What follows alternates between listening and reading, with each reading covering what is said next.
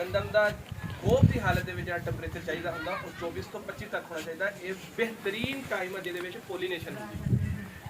जिदा ही टैंपरेचर ज़्यादा होएगा फरवरी के आखिरी और मार्च में टैंपरेचर ज़्यादा होने लग जाएगा। जिदा ज़्यादा टैंपरेचर होएगा तो जो है वा पोलीनेशन का अमल मुतासर होएगा। जिन्होंने कहते हैं नर और मादा का तौलीद का जो अमल है, क्रॉसिंग का अमल है, वो मुतासर होएगा। इस हालत में तुसीं की कर सकते हो? अगर इस हालत में तुसीं इसकी कोई बेहतर हिकमत अमली नहीं बनाते तो तुहाडी पैदावार दे विच कमी होती है। इस टाइम वास्ते कि तुसीं फ्लड करनी है पोटाश सब तो बेस्ट चीज़ है वा गोभ की हालत।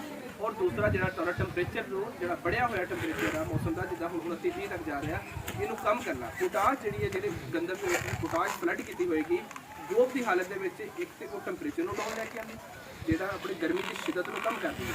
मतलब 2 तो 3 डिग्री सेंटीग्रेड तक पोटाश की वजह तो गंदम का टैंपरेचर कम हो जाता है इसी। लेकिन हूँ जी स्टेज है ये असं लिक्विड करांगे ताकि फौरी तौर पर साढ़े पौधों को मुहैया हो और पोलीनेशन का अमल जोड़ा वा बेहतर तरीके अपने आप को राहत करवाना।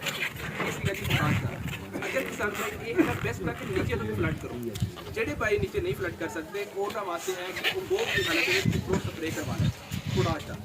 वो भी यही अमल है कि जो चंडी वाला पत्ता वा उन्होंने पूरी तौर पर खुराक अवेलेबल हो जाती है। पोटाश के नाल क्रॉस का अमल जोड़ा वा बेहतर हो जाता वा पोलीनेशन जी है ना बहुत अच्छी हो जाती है।